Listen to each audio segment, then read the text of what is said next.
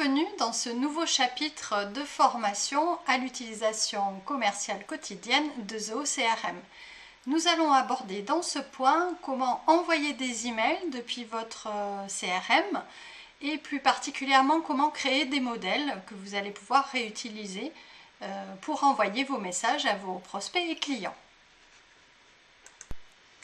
Alors, voyons d'abord la possibilité d'envoi d'email individuel, la plus simple, depuis une de vos fiches contact Zoho.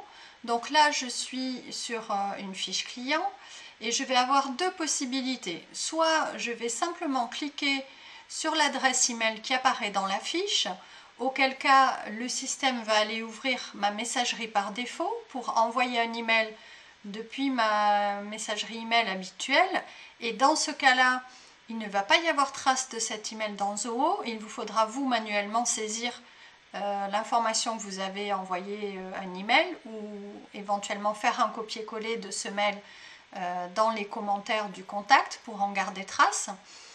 La deuxième possibilité, ça va être d'aller cliquer en haut sur le bouton envoyer un email, qui est là en fait une fonction de Zoho, et lorsque vous cliquez là-dessus, ça vous ouvre une fenêtre de ce type, qui est donc une application d'envoi d'email Zoho. Et vous allez pouvoir, dans cette interface spécifique, saisir votre message, le formater, attacher des documents, mettre une de vos signatures et envoyer. Et dans ce cas-là, l'email va aller enrichir automatiquement l'historique de votre fiche contact. C'est donc une fonction qui peut être intéressante. Ça va vous éviter d'avoir à ressaisir de l'information sur les échanges que vous avez avec vos clients et prospects. Le petit inconvénient, c'est que c'est une interface différente de votre messagerie d'email. Du coup, ce message ne va pas apparaître dans votre boîte d'envoi. Il sera uniquement présent dans Zoho. Mais voilà, ça peut être pratique, c'est un point intéressant à retenir, à utiliser chaque fois que vous voulez qu'un email reste en fait dans l'historique de votre compte. Par exemple, un email où vous répondez à des questions importantes du client, ou un email où vous envoyez un devis et que vous accompagnez de certains points que vous souhaitez préciser au client. C'est bien de pouvoir le laisser dans votre CRM.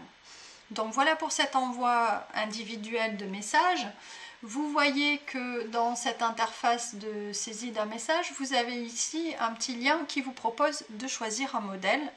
C'est une deuxième fonction qui va vous permettre d'aller enregistrer un message type que vous pouvez réutiliser à l'avenir.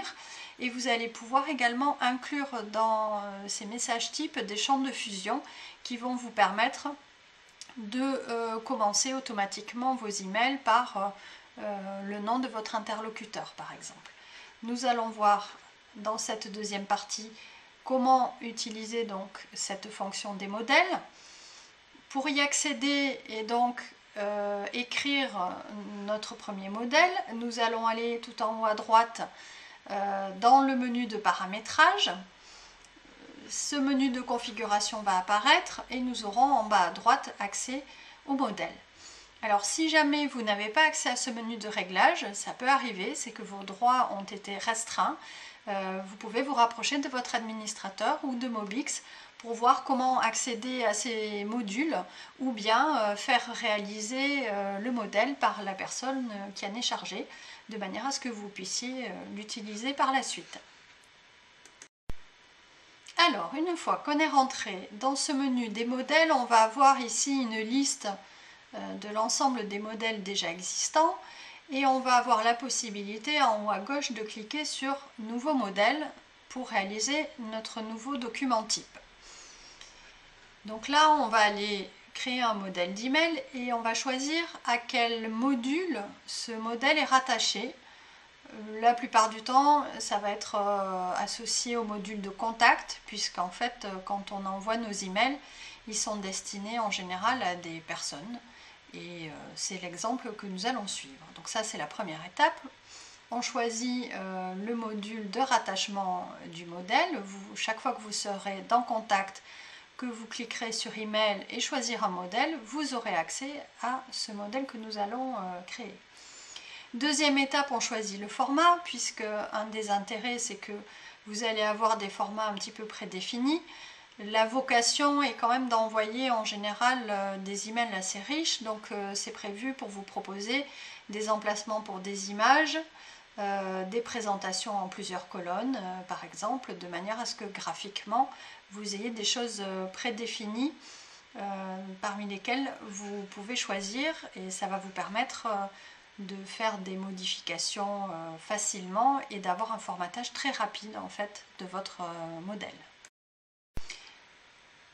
Alors voilà l'apparence de votre interface de création de votre modèle une fois les premières étapes passées.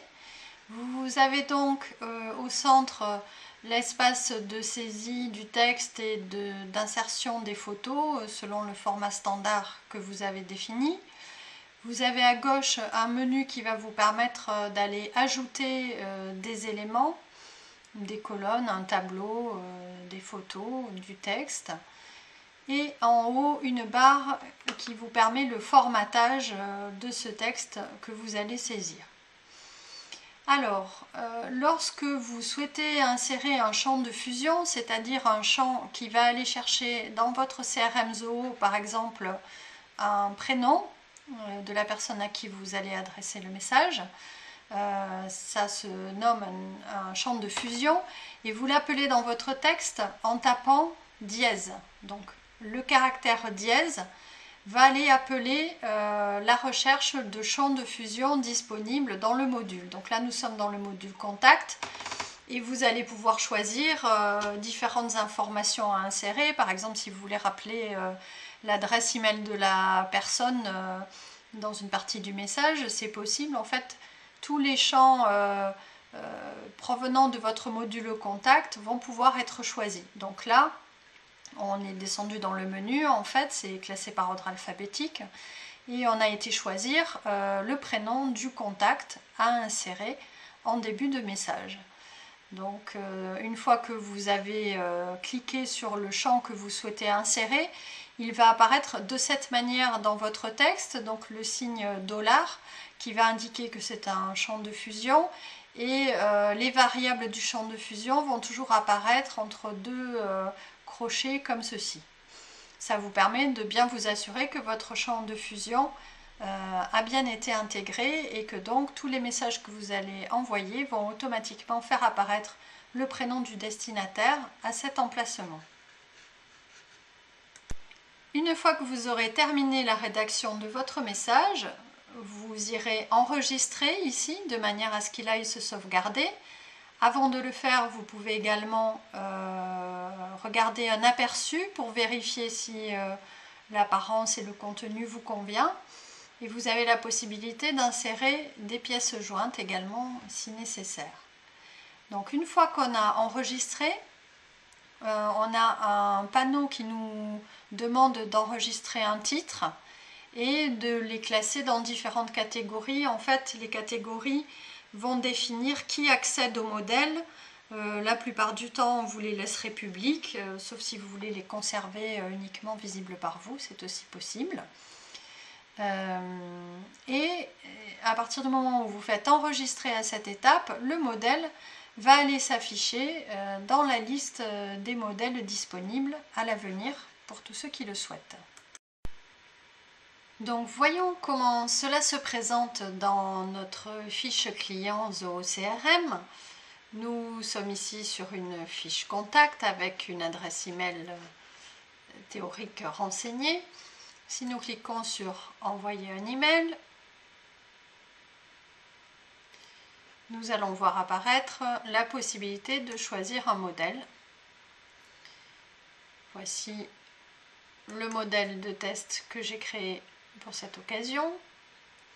Donc j'ai inséré une image, j'ai inséré du texte et j'ai inséré ici un champ de fusion, comme on l'a vu tout à l'heure.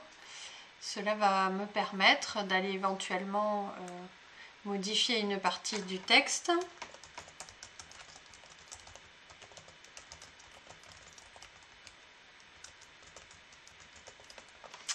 Et aller envoyer cet email directement à la personne concernée.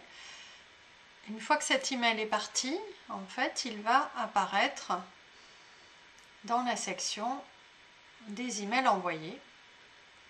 Voilà, il est ici. J'avais fait un autre essai précédemment. C'est celui que nous avons envoyé. Nous pouvons cliquer dessus pour le consulter à nouveau. Voilà pour cette partie. Donc, pour vous rappeler les bases, donc on clique sur les paramètres, on va dans Modèle, on retrouve ici l'ensemble des modèles existants disponibles et on retrouve ici le bouton permettant de cliquer un nouveau modèle, toujours sur Contact. Vous voyez ici donc les différentes présentations disponibles où vous pouvez démarrer d'un modèle vierge et vous allez retrouver les différents espaces vous permettant de saisir votre texte ou de modifier les images. Si je me positionne, je le sélectionne d'abord pour qu'il s'ouvre. Donc on va lui donner un nouveau titre. Donc évidemment, simplement en cliquant sur les espaces dédiés aux images, vous allez avoir accès à l'interface qui vous permet d'aller en télécharger une depuis votre ordinateur ou d'utiliser une URL si votre image est disponible en ligne. Au niveau du texte, donc vous remplacez simplement, vous avez la possibilité de déplacer très facilement les composants ou de les supprimer. Vous voyez ici la petite poubelle qui vous permet de supprimer un élément. Si je me place sur mon texte et que je veux insérer un champ de fusion, donc c'est le signe dièse qui fait immédiatement apparaître la liste des champs disponibles pour être fusionnés, par exemple le nom. Et on va pouvoir mettre devant cher monsieur et le nom va s'insérer automatiquement. Donc on retrouve bien confirmation, dollar qui indique la présence d'un champ de fusion et entre crochets le type de champ qui va être inséré à cet emplacement. Une fois que j'ai terminé, je peux avoir un aperçu du résultat de mon message. Je peux envoyer un email de test et dans ce cas-là, je saisis simplement l'email sur lequel je veux recevoir ce test. C'est assez utile parce que en fonction des messageries et des navigateurs, l'apparence peut un petit peu modifier, surtout si vous avez utilisé des colonnes, des tableaux ou des images. Il est bon de vérifier avant avec un envoi de message type. Et si tout cela vous convient, vous faites enregistrer. Ah, l'objet n'a pas été renseigné. Voilà. On va l'enregistrer dans le dossier des modèles d'email. Et donc ce test 2 que nous venons de réaliser est maintenant stocké ici et il va être disponible depuis toute fiche contact avec un email renseigné, envoyer un email. Ah, le système a détecté que l'adresse était fausse, c'est nos adresses de démo. Évidemment, il ne faut pas qu'il y ait d'accent dans l'email. Vous voyez qu'il y a quand même une certaine couche d'intelligence dans Zoho. C'est un outil qui évolue depuis plusieurs années et qui est actuellement vraiment assez abouti. Donc si je choisis un modèle, je retrouve bien mon test 2. Je peux avoir un petit aperçu pour savoir si c'est bien ça que je veux envoyer à mon contact. Et je peux le choisir pour aller insérer le texte automatiquement. Alors là,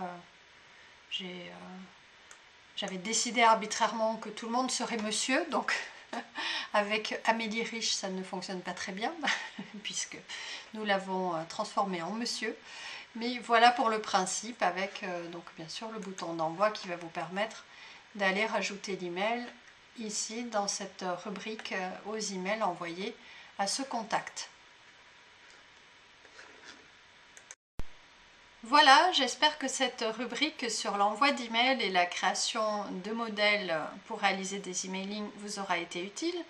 Ce sont des fonctions vraiment qui peuvent vous faciliter la tâche et permettre d'aller enrichir également l'historique de vos contacts dans votre CRM. N'hésitez pas à l'utiliser, à vous entraîner. Si vous rencontrez des soucis, vous pouvez contacter Mobix aux adresses indiquées pour obtenir de l'aide ou pourquoi pas faire réaliser vos modèles afin de ne pas avoir à vous charger de cette partie.